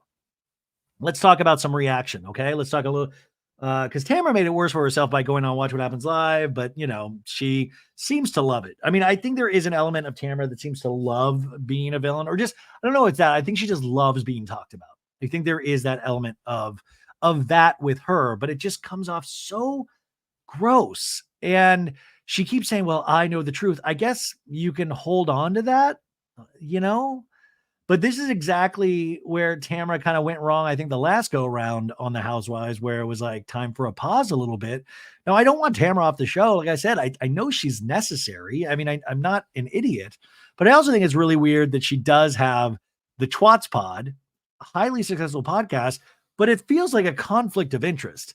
I remember when Tamara having to tell Andy that, oh, no, it's not a podcast where it no, it's a podcast that goes into all of it. It just feels like in politics where you're like paying for an advertisement to put out your, bullshit line of thinking to everybody. And, Shannon doesn't have her own podcast. So I hope she keeps going on podcasts and being able to reveal what she needs to reveal. But at the same time, it seems like Shannon kind of wants to move forward. Now, these videos, like I said at the beginning of this, are Ring camera footage, allegedly, that Tamara said on a podcast or something where it's inside the house and outside the house. And she is pushing this message out there. Like, you can say you're not Team John or Team Alexis, but it sure as hell reads like you are. You're giving more information than Alexis is, which means you're now in control of this narrative. And I think that's where people are getting a little confused and where it's feeling super icky because you are delivering these messages.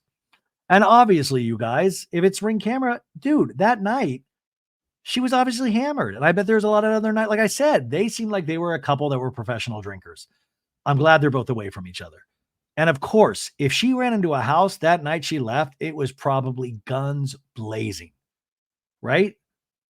But I will say, if it was horrifying, if it made Alexis think differently, then also wouldn't it make you think differently of Johnny J? That he didn't do everything in his power to stop her from getting in a car by herself. The onus obviously is on Shannon.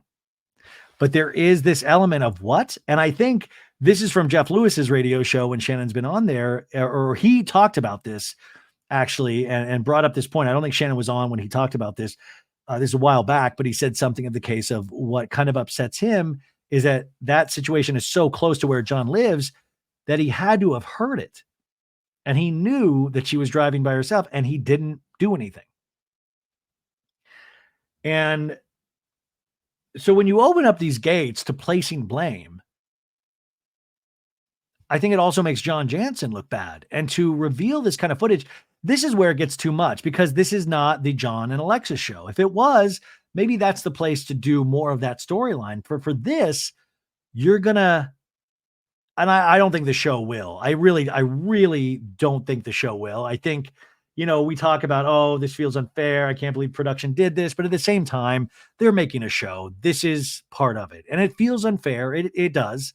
And I'm glad we're picking up the mantle of trying to defend Shannon or be there for her in terms of like encouraging her. But at the same time, production's going to production. So that's what they are paid to do. It might seem distasteful. It might seem a little dishonest, but that's what they are paid to do, right? But it all just feels a little gross. And for Tamra, it just feels like she's leading the charge.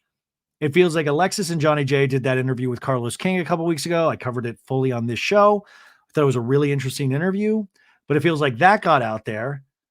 And now it's Tamra's turn. We're not talking about anything Tamra, like what's going on in Tamra's life. No, we're talking about Shannon Bedore. And she's the one giving more information.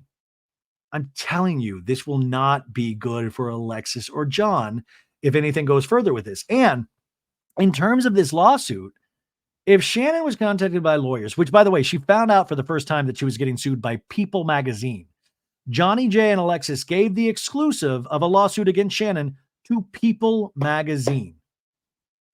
So no matter how you want to cut it, I don't know if it's Alexis or I don't know if it's John, but they really want attention right now. And so it's like, okay, we'll give it to you, but it's not going to be potentially great. But now she's mentioned on Carlos King's podcast that they reached out to People to give them the exclusive that they were dating. And now they reached out to give the exclusive about a lawsuit. And Shannon has to find out that way. And Shannon said, I will pay you the $75,000 because it's going to cost more in lawyers' fees, which, by the way, my God, lawyers, what are we doing here, man? And John said, no, he'd rather go to court. And he's doing this all at the time the show's airing. I just feel like it's weird. And for somebody to have thrown in Shannon's face that this makes him and his family look bad, this is where I feel like I'm going cuckoo bananas, because doesn't this make John and his family look bad? Isn't this equally, if not more embarrassing, on top of hearing about how your dad or your business partner bones all night? You're now like embroiled in some facelift lawsuit. And you have somebody that has been off this show for many seasons coming back and screaming to high heavens about saving John Jansen's reputation. Like, there is a thing about easing into something. That's why I think, like I said, like the Katie, it's like, I feel like she's easing in. I mean, she's not exploding or being like, I mean, right? Ugh. To me, this feels like blackmail. This feels like it is going to be so bad. It's going to be so horrible if I release these things. And it feels like there's a blackmail element to this, and that's where it gets really weird and in the weeds for me. And I just don't think it looks good for Alexis and Johnny, because I can already imagine what's on these tapes. Imagine relationships that you have been in that have been toxic. Imagine those conversations, and they can probably get pretty gnarly. And then imagine having those aired out. Like, I mean, is that even legal in terms of Ring camera? I wanted to read this email I got today from a listener. And she was discussing what is happening with these tapes and Shannon.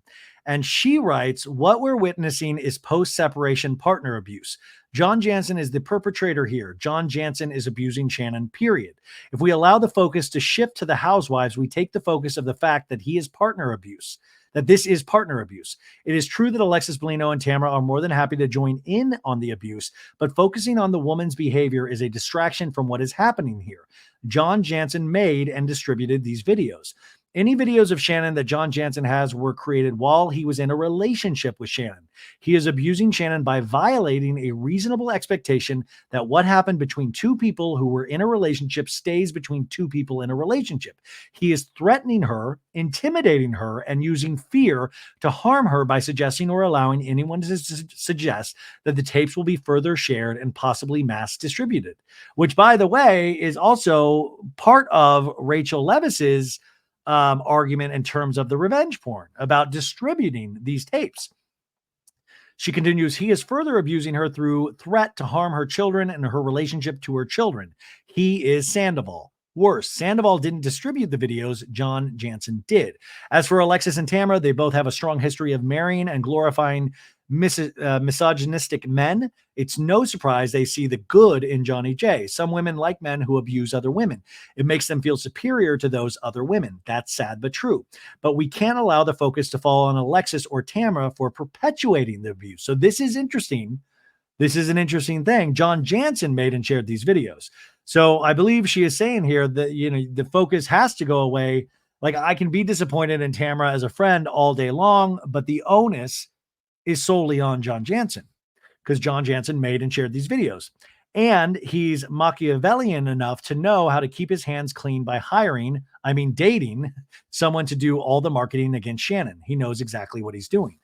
Now, this is wild. I mean, that really opens it up to think more about how this is potentially, and I hate to use the word masterminded because I don't think there is a mastermind here, but I mean, it is interesting. Somebody goes on the show and just is a walking advertisement for how good you are when there are many bad things that are coming out. And, you know, John Jansen and Alexis are showing up to Bravo events. He's got his nice leather jacket on, the whole thing. I just would think at a point, this wouldn't have been worth it for John.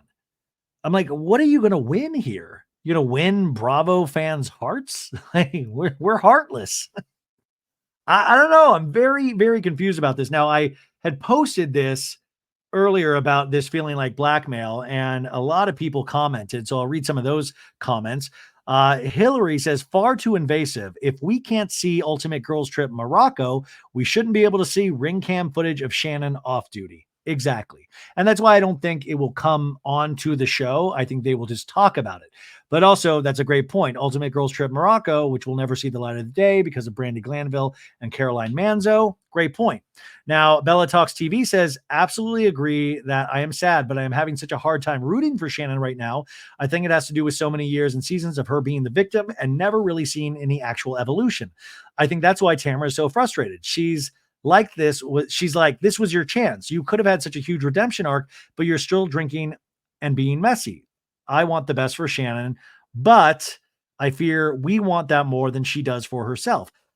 The disagreement I have here, though, is I don't feel we've seen Shannon be messy on this season yet. And I feel like in her own way, in small ways, it's not rehab, but she has been bettering herself, but it might not be to the degree that you or Tamara would like. And I just, like I said earlier, it's just like we're all built differently. I mean, Shannon always has been this way. And it is a huge opportunity for her to grow. And I hope she is growing. And it seems like in small ways she is. But I tell you what stunts growth, former friends completely just making shit of you all the time for laughs on a TV show. Amy says she definitely doesn't know what a friend is. Danny Gossip Girl says it's disgusting. Shannon is not a saint and still has a lot of work to do, but I am so tired of these lines being crossed. Sydney says Shannon isn't even talking about John unless provoked by Alexis or producers. I feel like John would have been better off telling Alexis to not bring him up. Her and John are the ones ruining his reputation. Agree exactly, Sydney. Bella also then said, I think to my comment, true, but I'm not even comparing her to Tamara or how she would handle this. More about Shannon as just her own entity. She seems to be stuck in her own cycle of BS. And yes, absolutely, some are warriors and handle shit head on, and others kind of pull the covers over their head. I think Shannon is like right in the middle of those two places in life, which is an interesting comment. Aubrey says, I feel like they are kicking Shannon while she's down with these threats. I don't like it. Beth says, if I were Shannon, I'd be suing Tamara and Alexis both. I just want to get to a point where nobody on Bravo is suing anybody on Bravo. That would be nice as well.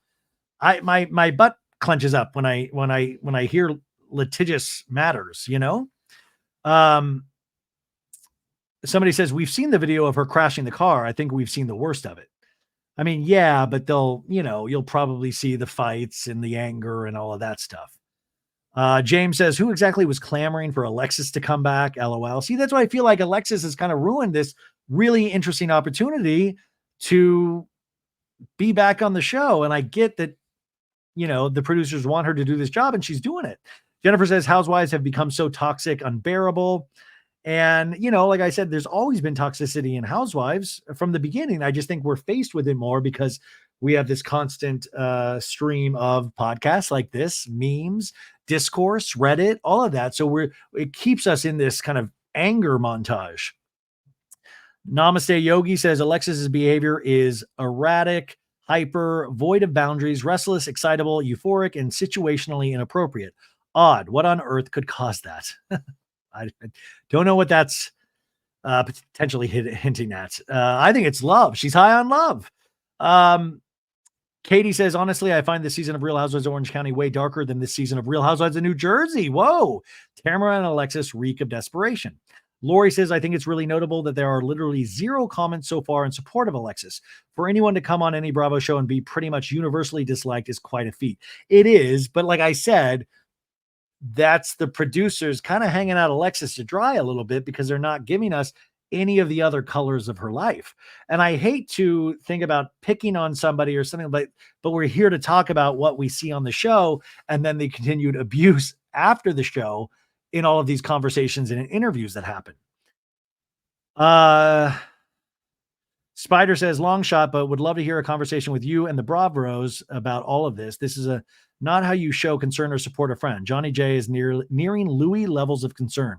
Man, if we get Johnny J and Louis together, that's like a Avengers team up with villains potentially. I would definitely. I think the Bravos are due to come back on here soon, if I'm not mistaken. So yeah, we'll do that. Anna says the only good coming from this horrible treatment of Shannon is the audience rallying behind her. I do think that's a nice part. That's nice when, like I say, we always see the underdog, right? Ana says, ask the Bravo docket, what's the law in California about threatening someone with videos of them? And what's the law about being recorded and the videos being released? Some videos are outside, but some of the cameras were inside the home. So that'll be interesting. I'm sure the Bravo docket will be able to answer that for you guys. Daisy says, no one, especially Tamara, has the right to police someone else's sobriety. It's also twisted and disgusting for Johnny J, a grown man, and his grown-up wingnut girlfriend, Alexis, to be threatening his former girlfriend with allegedly damaging videos. It's also called extortion. Can land him in Jaily J. Johnny J and Jaily J. Between the Tide says, I am over Alexis trying to cosplay as Shannon. It's giving Danielle Staub with Dina season 1 of Jersey. The confessional with Fun Lexi. No, it's fun Shannon. You are forever Jesus Jugs.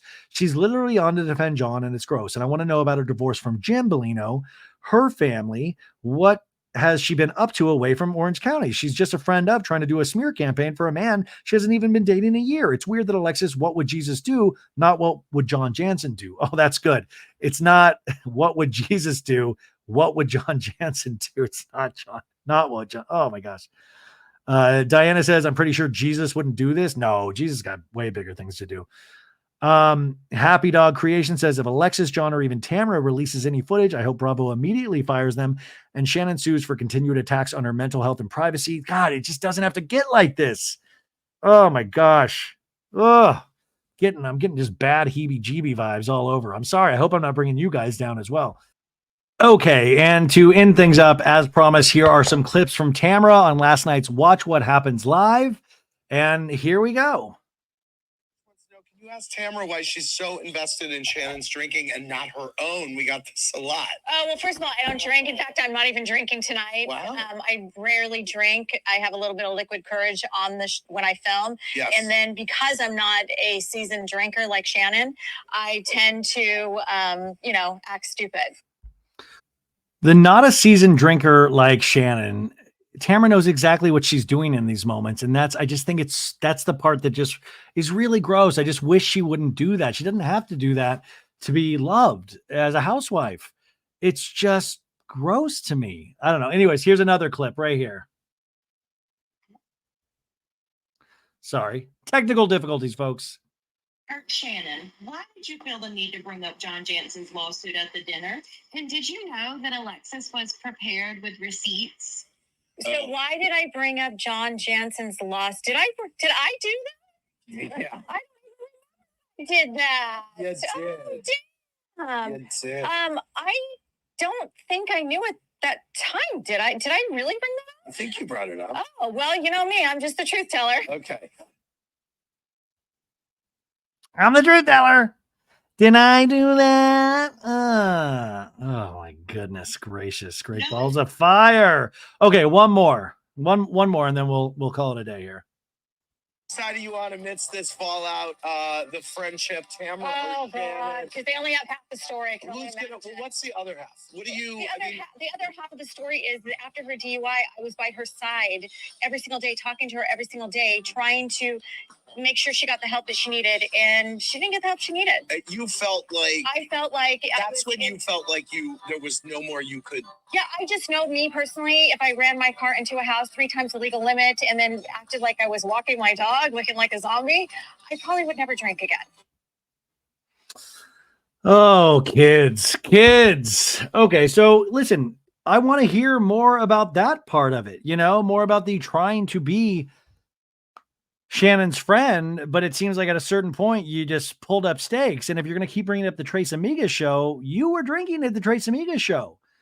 I just almost feel like it's a convenient excuse to get out of the Shannon Bedore business, but the constant throwing of her under the bus and saying these things that you did, it really is it's coming off defamatory. It's coming off cruel, coming off heartless. And I don't think it's something to be celebrated or reveled in. I don't think, being a villain on these shows, it can sometimes be great and you can do it with great, aplomb, but sometimes it just leaves the viewers feeling really bad and icky. Anyways, folks, what a show. What a supersized show. I'll probably split this into 2 again. But thank you for being with me all week. We got tons of episodes for you to catch up on. Remember, over the Patreon, we have been recapping Vanderpump Rules season 1. I had a 2-hour recap of episode 5, I think, which is a blast of an episode when they all go to Vegas. And then this week's episode that I'm going to do tomorrow is when Jax starts doing the hippity dippity with one season wonder Laura Lee. Yeah. I mean, so it's amazing stuff. Anyways, have a great weekend, folks. I hope you get some rest, relaxation, recharge, and do everything this weekend. Have a blast. And then come meet me and Sophie Ross bright and early on Monday for an all new pop culture roundup. Bye, guys.